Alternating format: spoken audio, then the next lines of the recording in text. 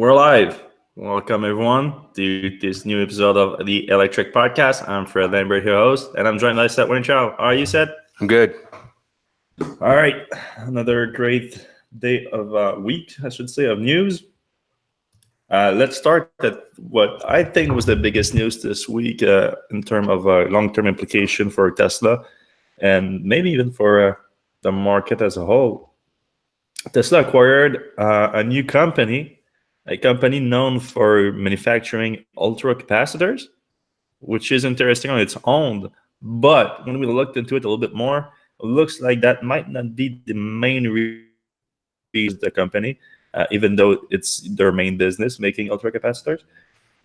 They recently have been hyping a technology of dry electrode, and they claim that dry electrode technology can be incorporated into regular lithium ion batteries cells, and it would make the entire production process more efficient, therefore cheaper, and it would excuse me, it would have a higher potential for energy density, as well as a higher a higher discharge rate and charge rate. Well, not necessarily an higher discharge rate and charge rate, but the battery will have a longer longevity if it's often discharged and charged, which is the main factor, one of the main factors that affect longevity in battery cells. So if you're able to sustain a high charge rate for a long period of time without longevity, you could technically enable higher charge rates on the vehicle without affecting that factor. And we shouldn't actually name the company. The company's named Maxwell. They're based in San Diego, and they've been around for a long time. But again, they've been mostly around for their ultracapacitor business.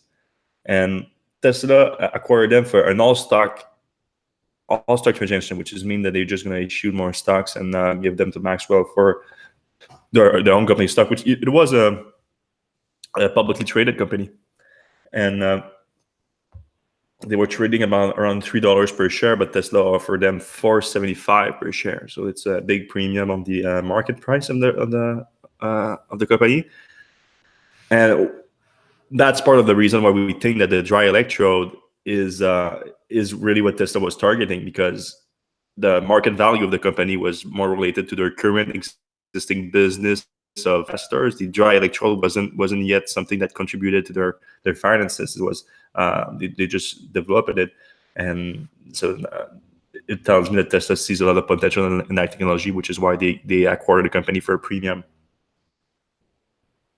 The company comes with about 380 employees.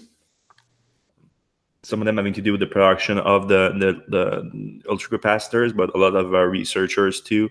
A bunch of chemists, a bunch of battery researchers, battery scientists, and what are your first impression on it, Seth? So it's hard to ascertain whether it's for the ultracapacitor stuff or if it's for the standard dry battery tech. Both, would obviously be helpful for Tesla. Maybe it's for both, and maybe it includes the people involved. Maybe there's some really smart battery tech folks there. So maybe it's one of those things where they like the whole package. Obviously Elon and JB are really smart when it comes to batteries and ultracapacitors. I think something was kind of interesting that Elon said. I believe that it was a shareholder meeting 2 years ago where he said, it might have been a earnings call, but he said something about, they were asked, they're putting all this money into the Gigafactory with lithium. And they were asked if there's any technology they see on the horizon that would kind of supplant lithium. And Elon's answer was, at the time, there's nothing out there except for this one thing. But everything else, no. And this one thing we're kind of checking out. And I'm wondering if that one thing they're checking out was something that Maxwell was making. And maybe But it's Maxwell not even... Yeah, it's still lithium ion though. So I remember the comment you're referring, but I'm not sure if he said it's something else than lithium, or it's just something else that we are doing right now, like a new lithium ion battery. Remember that? Right, but was it something that Tesla was doing internally, or was it a new technology that they were Oh looking yeah, at? yeah. And Okay. so, maybe this was it, maybe it wasn't. Another thing is Maxwell, in that document you embedded, was pretty confident that they were about to get acquired by somebody. Well, they said there's going to be a strategic partnership for those dry electrode products. So either acquired, or they were uh, they were going to get a partnership to develop to bring to market basically the dry electrode, which isn't a commercial product yet. It's just was just something that they developed and they managed to put in some demonstration cells. Right, but I believe they had an agreement with Volvo, I want to say. Did they? They had something with one of the Geely Volvo design win validation. Yeah. With Geely, yeah, right. Which is Volvo too. You're right. So, maybe this is a defensive move on Tesla's part. They don't want to give Volvo their technology. A lot of things could be the case here. I'm sure we're going to get more information as the months go by. If the dry, what's it called, the Dry electrode. dry electrode technology works its way into Tesla cells, then that would make a lot of sense. But there's also ultracapacitors seem like a technology that's 5 or 10 years off, but I don't think it's just going to be a flip switch one day. I think it'll probably be something where you'll have a kind of like a hybrid of lithium cells and solid state capacitors. So I wonder if Tesla's thinking long term here as well. Yeah, I mean, the thing with the ultracapacitors right now, and in terms of potential of energy density, just not viable for automotive purposes. I mean, for electric vehicles.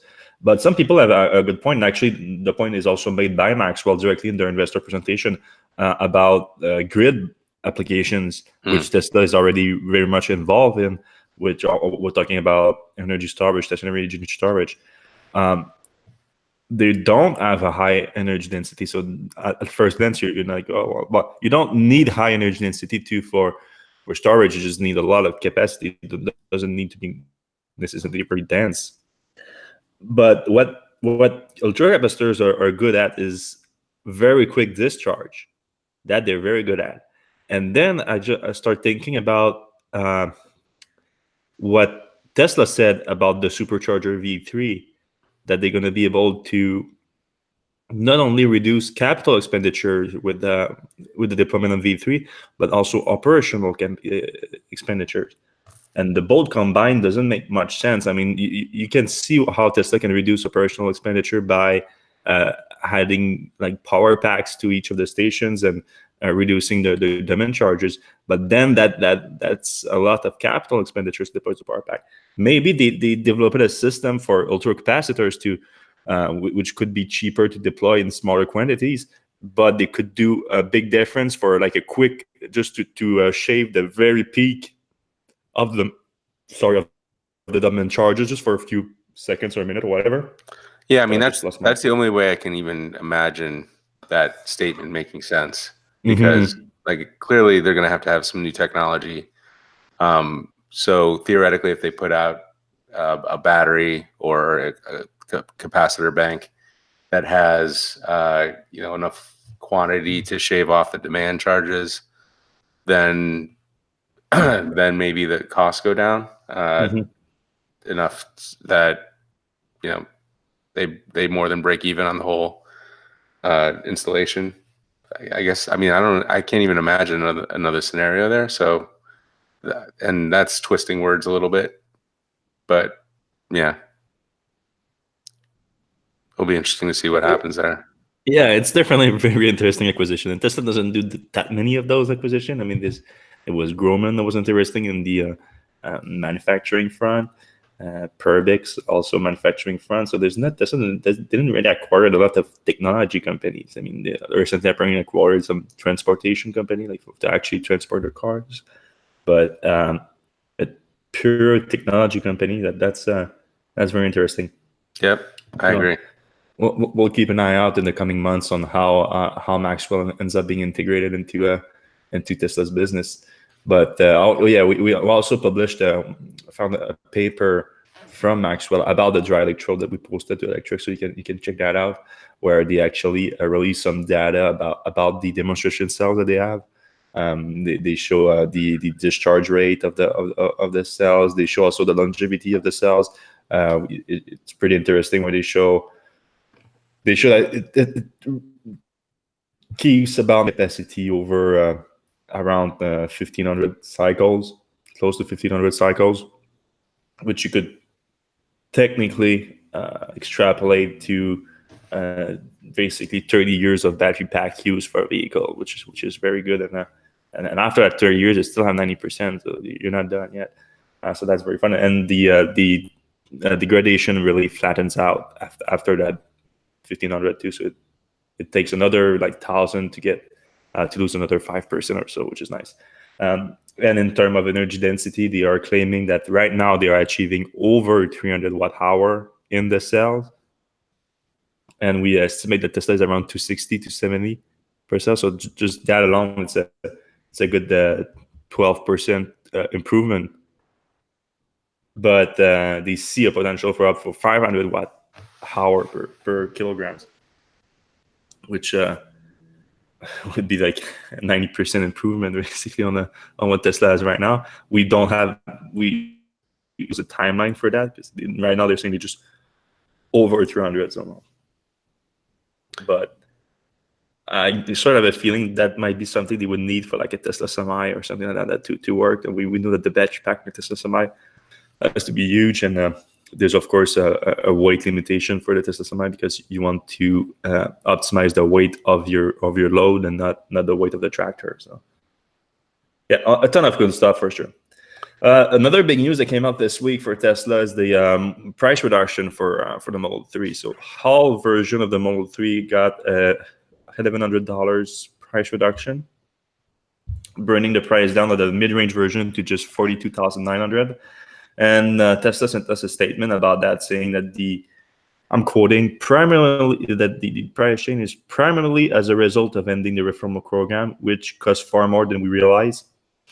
That's an interesting statement. Tesla is able to lower the price of Model 3 by $1,100. It feels like the referral program was operating in some sort of void. It still feels like that, where like nobody's running the show. Yeah. Like no one made any calculation whatsoever. And I mean, there's different ways to look at it. I mean, because if you look at the actual, what you would get from the referral program as a buyer, I mean, most recently was 6 months of free supercharging. I'd take that $1,100 over that 6 months of free supercharging any day. So yeah, that's if I bought a Model 3 in the last few weeks and Tesla's excuse for the price drop is that, but you get 6 months of free supercharging, I'd be like, come on, now it's not. It's 6 months of supercharging. Even Tesloop couldn't make money on that. It'd be like non-stop driving the car all the time and supercharging all the time to get that money. It's though with the latest price increase, who knows? Yeah, maybe a little bit. So there's that. But that's for a customer perspective. From Tesla's perspective, thing is, it was depending who gave the referral for Tesla. If it was someone like you and I, who well, not anymore because we've already maxed out our Roadster, but someone who had access to the Roadster discount. It's $5,000 per. Yeah, if someone buys a Model 3 from them, then it's directly like 5,000 minus Tesla's gross margin on the Roadster, which we don't know at all. So let's just say 5,000, just for simplicity. Then that $1,100 makes a lot more sense for them for sure. Right. But that's not everyone that was using the referral code. I mean, if it was just someone that what was the first prize of the program? I was sending a wall charger. I think that's a second or third one. That was it. I forget. I think the first one was sending the picture. No, was sending a picture in space. Was Maybe. that the last one? I don't know. I have no idea that much, guys. Probably with SpaceX, it was maybe SpaceX didn't even charge, wouldn't even charge that stuff for it. Yeah. So clearly the $1,100 was the referral rewards, which, like, I have to say again, it seemed like, and to this day, it seems like nobody's running the ship in the referral program, because like, clearly somebody showed the books to Elon about the referral program, and he was like, "Holy crap!" To be like, a fly on the wall of that meeting. Well, it reminds me of that one video. I can't remember if it was like Who Killed the Electric Car or what, where Elon, Oh yeah, like, he walks into the room full of roadsters. It's like a huge garage, and he's like, "What the heck? What's going on here?" Like, dude, weren't you looking at inventory? But he's got other things going on. He's got a lot of SpaceX and Twitter and stuff. So clearly he had no idea what was going on. Somebody showed him, hey, like, there's a big cost right here that is sucking up a lot of our margin. And he's like, what are you talking about? Referral program. Oh, whatever, little thing. And he looked at the numbers. He's like, holy crap. And then tweeted out, that thing's over. Yeah, I mean, we knew that for a long time that it was unsustainable. And the fact that we haven't got like most of our referral stuff from like 2 or 3 years ago means that it's not really running the way it should be.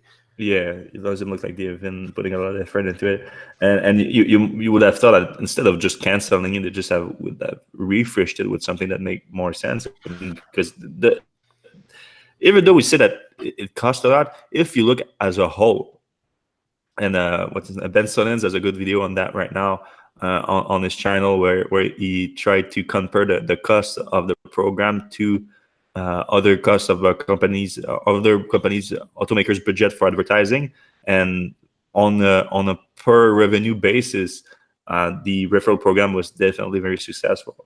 So they didn't lose any money on that. It's just that it wasn't very efficient at the end. It wasn't very efficient as soon as they included a Model 3 in it. Well, yeah, I mean, you're trying to give a $5,000 reward to a car that's got a maybe a $5,000 margin. Just doesn't make sense. Yeah. I mean, what they should have done is move it back to the S and X, or maybe you need, instead of 50 to get a Roadster, you need 500. Something like that would make a whole lot more sense. But I mean, the thing is, when they included the Model 3, it's like the Model 3 couldn't refer someone, so that wasn't fair. I mean, I think you needed to include the Model 3 owners in the program, but then they didn't think about it enough. Like they were, okay, we just include them, and then they can refer other Model 3 sales. And that's where they made a mistake. And I see where the logic is, because of course it makes sense to include also the Model 3 program, because what are those Model 3 owners going to refer? They're going to refer their own car. They're going to show people their own car and do that. But then that really went out of control. So maybe it would have been something like the Model 3 sales. You still get an incentive from it, like whatever, like little prizes you get for referring a Model 3 cell, but it doesn't count it to the Roadster, or it doesn't count it to some of the other bigger prizes. Those are just for the Model S and X, or for a while it was just the Model 3 performance. It wasn't all Model 3. That also made sense because Tesla is making a lot of performance. Yeah, there was a ton of ways to get at it better than Tesla did for this one. So, like, when I say it often, Tesla is not perfect, and I know that a bunch of Tesla fans don't like to hear that, but they make plenty of mistakes. So, and then back to the bigger point of the article, which is that they reduced the price down to $42,900. I was surprised, even though I shouldn't be, that how many people were like, "Oh, Tesla can't make any sales at." I mean, there's two sides. There's one is Tesla has to keep dropping the price because they don't have the subsidy anymore and they're in trouble. And then there's the other side where Tesla promised a $35,000 car and they can't deliver it. But like both of those things can't square. What it appears is like Tesla's every time they can kind of drop the price, they drop it a little bit more, and it's not just going to be like one day where they flip on a $5,000 or $35,000 car. They're going to reduce the price of this car probably at least one or two more times, and then with the new battery pack, I think so. And then I think with the new battery pack, the smaller battery pack, the roof. I mean, if they can sell this car for $42,900, I feel like they're getting close to it. Yeah, well, that's my point, and that doesn't go with what you just said, because I look at this car and I see they keep reducing the price of this car. Now it's just $43,000. I mean, it still has a 62 kilowatt hour battery pack in it. Make that a 50 or something kilowatt hour pack. Right, so that saves like $3,000 or $4,000 right there. That's $3,000. Put the regular interior in it instead of the more premium materials and whatever. Right. You do the center console is different and a bunch of things are different. Change all that, and I mean you gotta get pretty damn close to 35,000 at this point. Right. So it seems like they're getting close. Yeah.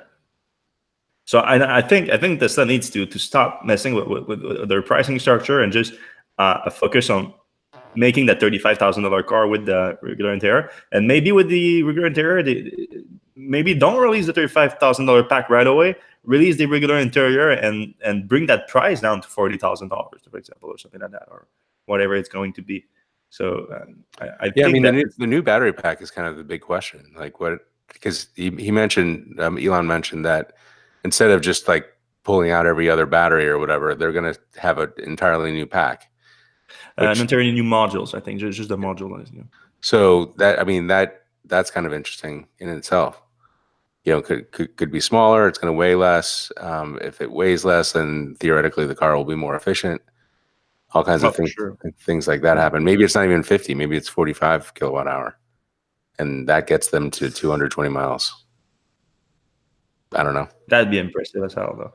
But yeah, from my standpoint, I say stop messing with the pricing structure all the time of your existing car. Just you want to make it cheaper. Make the car cheaper with the base option that you've been promising for a long time. Right. I mean, I think it's starting to alienate a lot of customers on that front. Yeah, I know it doesn't feel great when you buy a Tesla and then a day later or a week later or a month later, they drop the price significantly. They've already done it started 44, then they raised it up to 46. Then back down to 44, and now 42.9. Yeah, the pricing is just weird. I mean, they do that all the time with the 44, 46. Makes no sense. Anyway, that's for U.S. prices, because Tesla is also launching a vehicle in Europe and China right now. And the first shipment arrived in Belgium this week. The first of currently there's like 4 ships going to Europe with Tesla vehicles. Tesla Model 3 specifically. The first of those ships arrived at the port. Was that Monday? No, Tuesday, the 5th. Yeah. 5th, and then the next day Tesla started the deliveries, but apparently it wasn't very smooth first day of delivery because, well, first of all, it was surprising that they could do it like the next day too, because I mean, this unloading a ton of cars from a cargo ship and preparing them for delivery normally takes a while. But looks like Tesla is trying to hurry up because they know that they have other ships coming, so they have to have a quick turnaround. A bunch of buyers in Europe reached out to us saying that even though they had delivery dates in the coming week, they were told to go to Tesla Tilburg, the factory in Tilburg, which the Tesla use as some kind of distribution center for multi deliveries. They were told you're going to be able to take delivery tonight. So a bunch of people made the trip to Tilburg to be able to take delivery. And once they arrived there, most people were turned around saying that they weren't ready for the delivery, which is, of course, disappointing. Some of them were even offered like dinner because of making the trip without getting their car. But Tesla still did a few deliveries, started that day, they confirmed to us. So they did a few of them. And now they are starting again today, apparently, with another bigger batch. And Elon even made the trip to Zeebrugge now to oversee the whole rollout because it's apparently getting complicated. we're gonna have more on that in the coming days or even hours. Yeah, I mean, obviously, if Elon's showing up, things aren't going super smoothly. Like, he probably feels the need to make sure he's there doing his thing, but also, there's probably some photo ops or other kind of Yeah, that's what I was celebratory thinking opportunities. too. But they already did the first delivery, so it's not like the keys ending out ceremony or something like that. So Yeah, that's true. it would be weird if they do. Let's celebrate the second days of deliveries with Elon giving you the keys. I mean, I'm sure he's still gonna do a round of the distribution center and delivery center and for photo op, but still, I think it's more about figuring out the whole logistic issues. Yeah. All right. So now you have the actual production Model 3 European version of the world in Europe. And what came out of it is that, of course, those cars are CCS, have a CCS connector instead of the Type 2 with Tesla's home proprietary system in them. So those people can go to public charging stations with CCS and charge there, including those that have a charge rate higher than Tesla's own supercharger. But Tesla was always saying that the bottleneck in charging the Model 3 or any of the vehicle was the vehicle itself. We've seen the supercharger is actually rated for 145 kilowatts, and Tesla's vehicles were always only charging at 120 max. And the first production European versions that stopped at Fastned earlier today. Fastned, of course, is really quick at they spot when a new car is on their network, and they chart the charging cycle of it to see how it goes. And they released it a few hours ago, and you see the Model 3 going to up to 126 kilowatts. Yeah, it's weird. It's weird if you look at the graph. It kind of was hanging out at 124, and then right at around 50%, it bumped up to 126, and then it started its pretty steep decline. Yeah, pretty steep indeed. After 50%, and then obviously down to 25% or 25 kilowatts, near, I guess, 80% charge. I wonder if it's a cabling thing. Like, I wonder if CCS has a thicker cable that allows it just a little bit bigger of a charge, or what. It sounds like Tesla was challenging that finding a little bit, saying that their chargers can charge much faster, which, we've heard tell of people getting kind of 121 or 122, but I think Tesla offered up somebody who got 128 at some point somewhere. All right. Well, so what happened is that after that came out, at the same time, a bunch of other people also reported higher charge rate than 120, and not just on Model 3. Tesla's Chinese vehicle now have the Chinese protocol on it, the Chinese standard. Someone spotted a Model S with 127. Someone spotted a Model X with 128 kilowatts, which was the highest we've seen so far. So I think it's weird that that's all coming out now at the same time. Higher charge rates that we have ever seen with proof before. So I reached out to Tesla, and Tesla says, "Nah, that's normal. We've had supercharging station capable of doing that for a while now, and the vehicle we're doing it." And I mean, I've been following Tesla pretty closely over the years, and I've never seen 128 kilowatt on a supercharger. Yeah, I mean, we're talking about a matter of 8 kilowatts. Like, we've seen 120. 8 kilowatts is a little bit faster, but I think what's kind of exciting is the opportunity that with the V3 superchargers, we're expecting to see significant improvement, like up to close to 175, 200 kilowatts. So it's kind of interesting that we're starting to see the number climb after so long at 120. Yeah, because it's happening now at the same time. So a bunch of different versions of the car, models. So the speculation is that there's been a battery pack upgrade or something that now it's capable of taking more. I don't know if it's a battery pack or the cabling or what. Yeah, well, it looks like there was a bottleneck that has been figured out. Now, it was all achieved on non-supercharger stations. So you'd think maybe the superchargers were bottleneck, but we knew for a while that the supercharger was rated at 145. So couldn't really have been it. But then Tesla is telling me, no, Tesla vehicle have been achieving that at supercharger for a while. I've asked them, show me the proof, show me just tell me which supercharger it is, and we'll get a car there in no time. But they haven't gotten back to me since then. So that's a little bit weird. Yeah. We'll follow back on that for sure.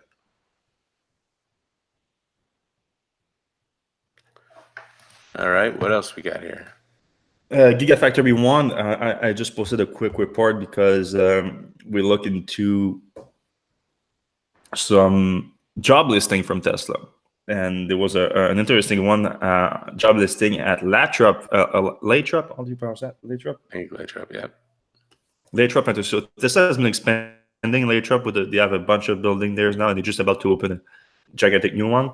And they've moved their casting facilities there, and they're setting up new casting lines and a foundry. But one of the listing was interesting because they were asking for a process engineer, process technician there, and as part of the job was also to set up casting lines at Gigafactory 1. So it looks like this is going to have a new casting facility directly at Gigafactory 1. And of course, the casting line can be used to make body parts for cars. And recently, we've been hearing that Tesla is most likely building Model Y at Gigafactory 1, even though they haven't confirmed it completely yet. They're saying that it's the most likely place where it's going to happen. So I thought it was an interesting little snippet of information. Yeah, it is kind of interesting. And they've also been saying that they're going to start investing in tooling for the Model Y this year. So that plays into it. All right.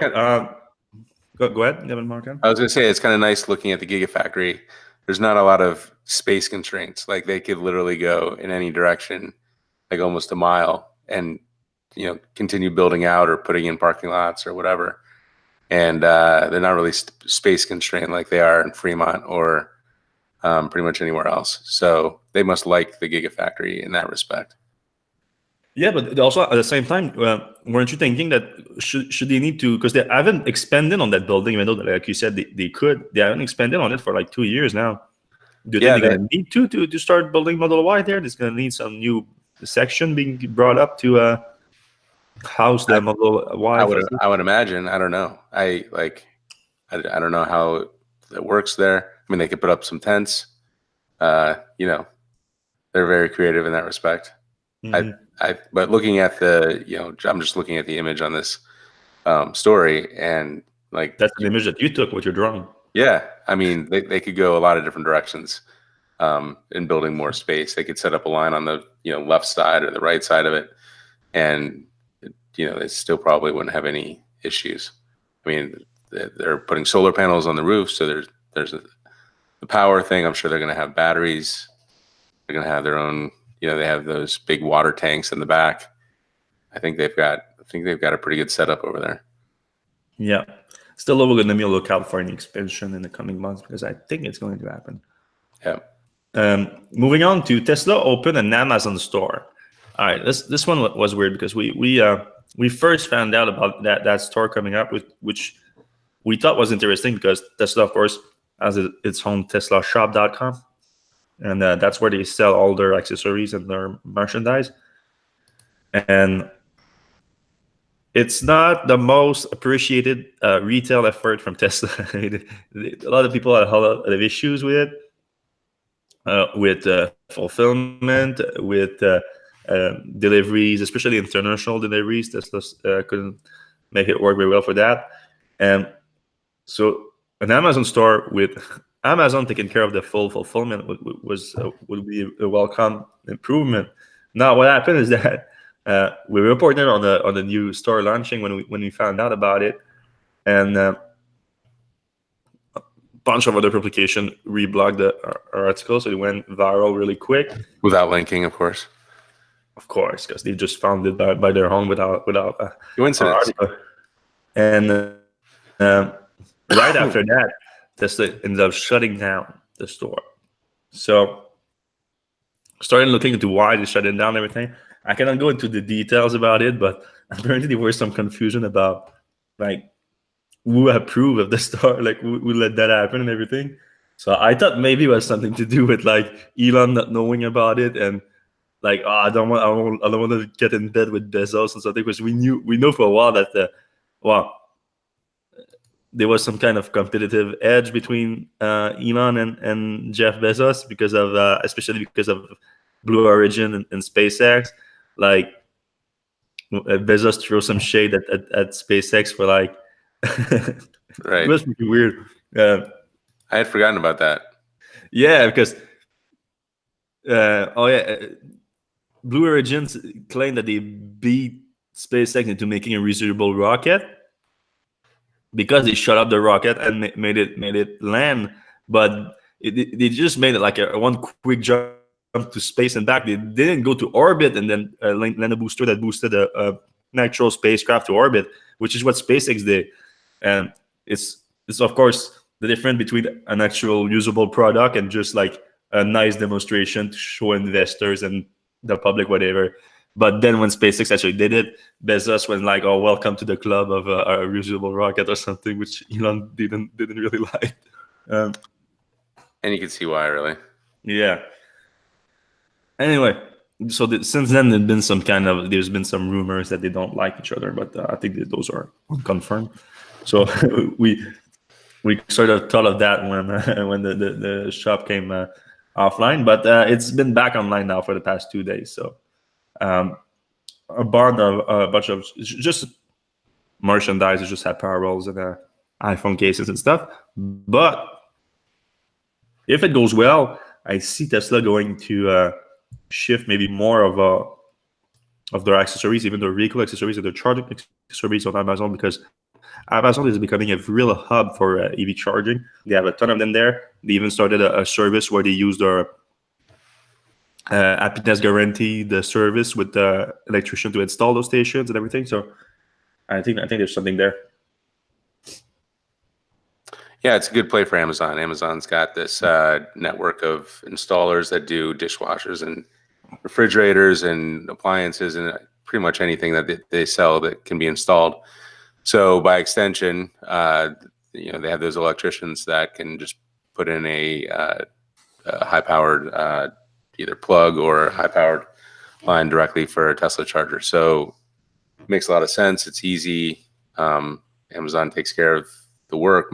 Most people have like Amazon Prime accounts. Like kind of all fits together pretty nicely. Yeah, but it's not there yet, though.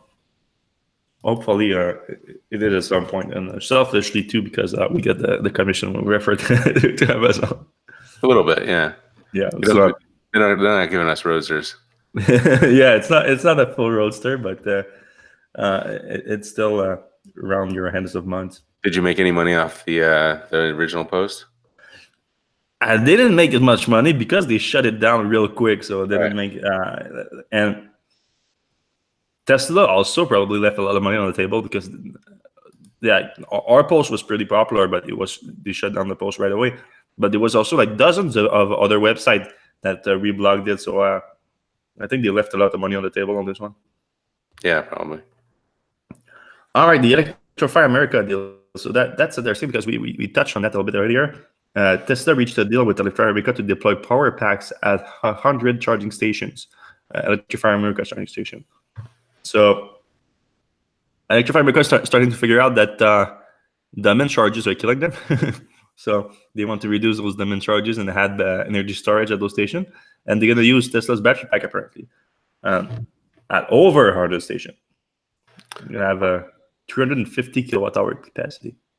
I mean, it makes sense for a couple of reasons. One, Tesla knows this business of, the demand charges, how to kind of build batteries to kind of edge off the high demand charges. They're obviously in the game. Tesla's charge or can be charged at Electrify America stations. Mm-hmm. So they're involved there. I'm sure like Sonnen Battery and a few other battery, Panasonic, whatever, Samsung all have batteries that can do the same job. But Tesla's expertise in this particular area probably helped them get the contract. Yeah, it is interesting though that I mean they said those installations going to happen this year. So, I mean we know that the V3 is coming and the V3s probably have an energy storage component to it. But it would be funny if Tesla end up installing more energy storage at Electrify America station because before they install them at their own superchargers. I'm not 100% sure that's going to be the case yet because again we think that an energy storage component is going to come with V3, but interesting nonetheless. Yep. All right, who's losing range on the right now with the cold weather and the polar vortex and whatnot? I'm definitely losing range, but not 41% of my range. Not 41%. So a lot of people. There's been a ton of article in the past 2 weeks because of that, and a lot of it is coming from like not so trusted sources. But the most trusted one was AAA that released a new study, pretty in-depth study of how really cold temperature affect the driving range of electric cars. And they claim that on average, it's 41% drop in range at 20 degree Fahrenheit, which is -6 Celsius, I think. Cold. It is cold, but not that cold, depending on where you're located. So it was surprising that it's 41% on average. But what they did is that the methodology has been put into question a little bit because they did it on like a dyno and they simulated the hair around it and everything. So it's not, and of course that's a combination. It's not just the effect on the cold in the battery pack, but it's also the effect of using the HVAC system, the heating of the car. So it's both combined. And yeah, they use 5 different vehicles. They use the Tesla Model S, 75D, the VW e-Golf, the Leaf, the BMW i3, and the Chevy Bolt EV. If you go to Electrek right now, you can actually see the difference between all the cars, and because they tested on the 20 Fahrenheit, but also they also tested on 95 Fahrenheit. Which what is 95? It's like it's very hot, but it's like 30, I think 30 Celsius or something, like on a very hot day. Oh yeah. Yeah. So the one that performed the worst is the i3. It's the i3S that they use. Hey, they tried the i3S before I even could try the i3S. I actually had it for a little while. It's a nice. Yeah, the yes. Yeah. Oh yeah, I'm thinking about the new one with the 120 amp hours. No, I didn't have that one yet. All right. You know what's weird is drop. The Nissan Leaf. It looks like in the heat did really well. Best. Yeah. It did the best also with the cold. Crazy. Yeah, not when it's charging though. Just talking about. I guess maybe because it's not wasting a lot of energy on active cooling or heating. Yeah, it's just going. Taking it like that, all it is. It's not trying to combat it. So for the longevity, it's not as good. But for the actual performance in the short term, yeah, for sure, it's going to be more efficient. But anyway, yeah, the i3 got the worst of it. They claim a 50% drop at 20 Fahrenheit. And over 20% also at heat loss. Anyway, but we reported on it too, especially for the Model S, because Tesla actually disputed their numbers. Yeah. So what is Tesla, like 38% loss? Yeah, Tesla it shows about 38%, and that's a Model S 75D. And about 15% lost at 95 Fahrenheit too. So. Tesla did release a number for 95 degrees. They said it's roughly 1%. So they said they are completely wrong about that. Like 15 to 1%. It's a big difference. They said that they were what did they use exactly?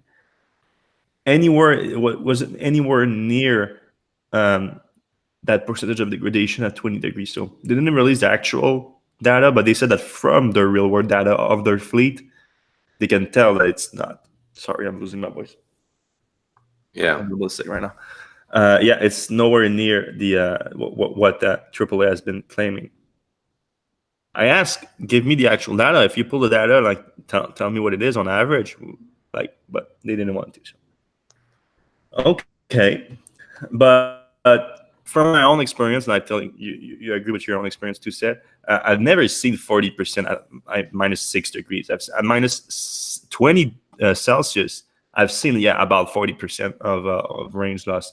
But I don't start thinking too much about range loss until about that -6, -5.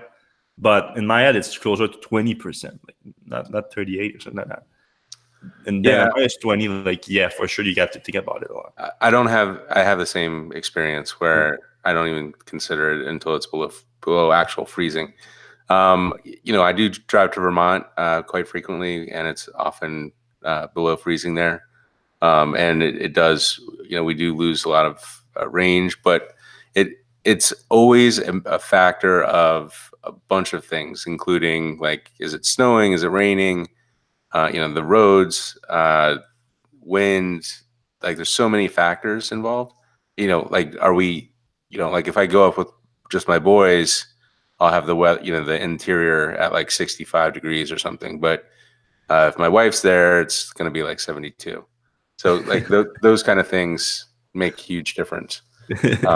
So, yeah, I don't think it's as dire as the AAA numbers are. It's certainly something to consider. And another thing is with the Chevy Bolt that we have, it'll in the winter time it goes down from 238 range to like 140. But that's because I drive it just a little bit. Like I drive, to a coffee shop and then to the gym and then home. That's pretty much my commute. That's, like around 5 or 6 miles, and I have to heat up the car and go over a bunch of hills and heat up the car again, go over a bunch of hills, and then do that a third time. So the fact that I'm getting a really low range is a factor of not just the temperature, but also how I'm driving it. If I drove like 50 miles, actually I drove to JFK in the Bolt the other day, and it started out saying I'd have a 125-mile range, and by the time I got to JFK, it still said I had a 125-mile range. So that also shows that you need to revise the calculation system to be like a little bit more accurate. But so you can see the full studies on Electrek, and I'm 640 people commenting on it. It was quite the controversial one. That's actually not that many comments. We're getting quite a few comments. We should open up a forums one of these days. Trying to make a product announcement, Seth? No, almost. Another big article that was a lot of comments too. Republican senators announced a new bill that would kill the federal tax credit for electric vehicle and would have an additional tax on them on top of it. So it's again our good friend John Barrasso from Wyoming. The second time he's trying to push that bill, and this time he's backed also by Republican Senator Roberts from Kansas and Hensey from also Wyoming. And they're trying to kill that bill again, to kill the federal tax credit altogether. So there's been a bunch of other efforts we reported too also that are trying to just refresh it, and Tesla's backing one of those with the coalition for it, with Nissan, with GM and others. But some Republicans were on board on it, but Barrasso and his friends are not. And I'm sure it's a coincidence, but oil and gas companies is one of his main backers. So I'm sure it's a coincidence. Mm-hmm. Including Murray Energy. Oh boy, Murray Energy. Do you remember Murray? The coal guy. That's a genius. Close friend to Trump too, apparently. Right. He posted an opinion piece on Fox, and I'm quoting from his opinion piece here. Never before has the electric car consumer had so many choices. Taxpayer, on the other end, don't have any choice. Every time one of these cars sells, the U.S. taxpayers must pay for it, must help pay for it. I mean, he's right. There's a lot more choices for EVs now, so it's not. It wouldn't be the end of the world if the federal tax credit goes away for EVs. EVs will survive. EVs will prevail. They will represent the entirety of the market at some point. But that's not the point. The point is, what do you want to incentivize? And the answer can be nothing. I don't want to incentivize anything. I want a complete free market. All right. That doesn't mean killing the federal tax credit for EVs, because if you do that, then all it means is that you're not incentivizing EV sales, but you are incentivizing gas powered car sales, because we know that they have on price externalities to gas powered cars. We're talking about the impact of the carbon emission that they emits. So you're going in the wrong way. I completely understand. If you're a climate change denier, basically, if you think there's no impact to burning fossil fuels, then of course that makes sense, because you don't think that gas powered cars are incentivized, even though oil companies are getting plenty of direct subsidies too. We can get into that, but we don't even need to, because we are human beings of average intelligence. We're able to understand that CO2 emissions have a direct impact on the environment, which has a direct financial impact on everyone in the world, including American taxpayers. So we know that gas-powered cars are subsidized by not pricing those carbon emissions. So it makes no sense. A statement makes just no sense, right? Yeah, I mean, I guess if you're a climate denier, then you don't need any kind of incentives. But there's even tax breaks on oil to get oil into, far off places. It's subsidized by the government. So, whereas electricity, you don't really need to subsidize that because it goes over transmission lines, which are, expensive to put up. But once they're up, you don't need any, much infrastructure at all. So, not as complex as it needs to be, or not as complex as it is. It seems very obvious that gasoline should be taxed way higher than it is. And if that was the case, then you wouldn't need any EV incentives. Yeah. So that's the correct way to do it. But we're not willing to tax gas any higher. So I think the EV incentives make sense in the short term. Yeah, it's the best solution we have now, because it's easier to make that pass, which will already pass. It's just like killing it, or though I'd be for a reform of it. So it's the best we have. And if you are introducing something to kill it without introducing a carbon tax, then you're doing it the wrong way. You're in the wrong. As simple as that. There's just no other way to look at it. Yeah. I can absolutely be for killing any kind of subsidies for electric vehicle, as long as there's a carbon tax that comes with it, or carbon price. People are trying to push the carbon price now instead of calling it tax. I mean, where is the money going to? If the money is going to the government, then it's a tax. Okay. Yeah, and on top of it, Barrosso's bill also include an annual tax for alternative fuel vehicles to replace the lost revenue from the gas tax, which I understand, but there's a tax on electricity too. So yeah. what really needs to happen is that tax money from the electric bill needs to go to the roads, which is just a percentage of it. Yeah, you need to figure out the percentage that goes to EVs and then tax people based on that. That'd be more fair than just an annual. A lot of people are making the point, though, that like 99% of the damage on the roads is actually being done by trucks and like vehicles that heavy trucks. Yeah, it's something that weighs more than 5,000 pounds or something. So like a Model X. I do think that ideally you should base it on that. And there are electric vehicles that weigh more than 5,000 pounds. And when Tesla semis comes and things like that, I would agree that there should be a way to have them being taxed directly linked to the highway infrastructure funds.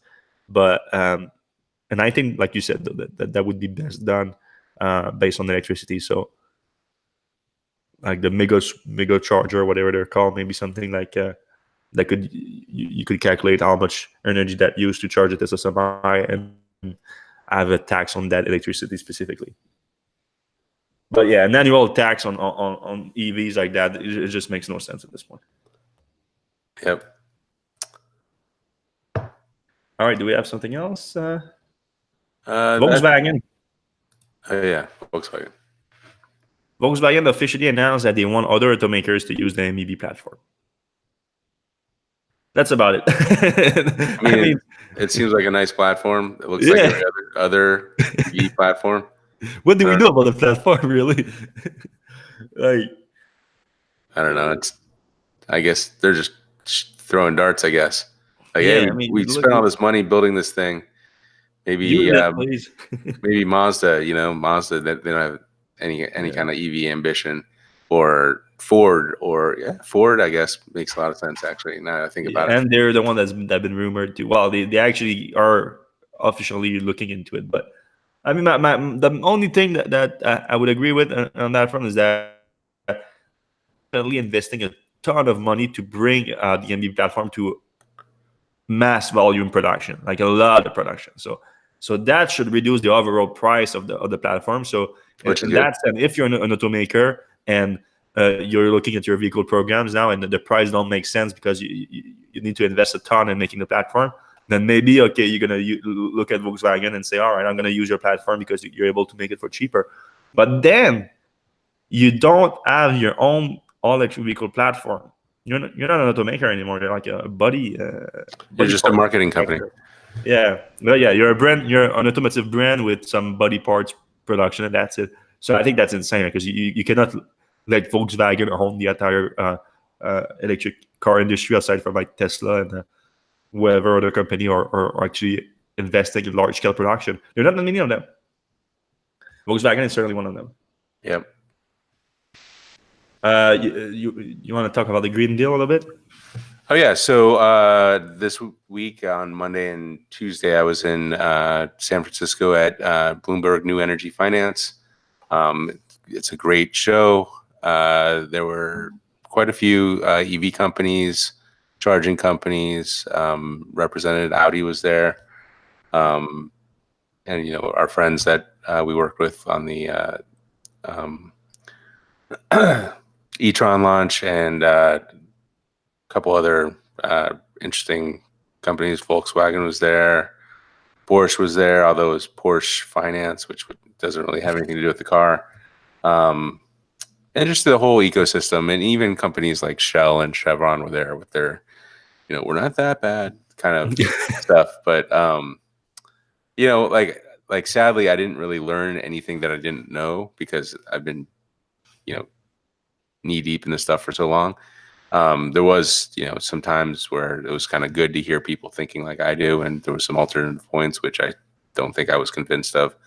But it's just one of those good times to go, and it was nice to see Chris Payne of Who Killed the Electric Car and Revenge of the Electric Car, and he's got a new AI movie out now, and it sounds like he might be back into the electric car content area soon, which we're hoping to find out more about. But it was great to meet him in person, and we talked to some of our colleagues from Bloomberg and other outlets as well. So those are always great. I think there's a New York-based one coming up in a couple months, and they do one in like Shanghai as well. So that was good. Unfortunately, there was a couple press releases. I think DHL and had a couple of things, and we wrote about that. And then EVgo made a couple announcements, which weren't, anything crazy, but certainly newsworthy. So, not a lot of news, but a good event nonetheless.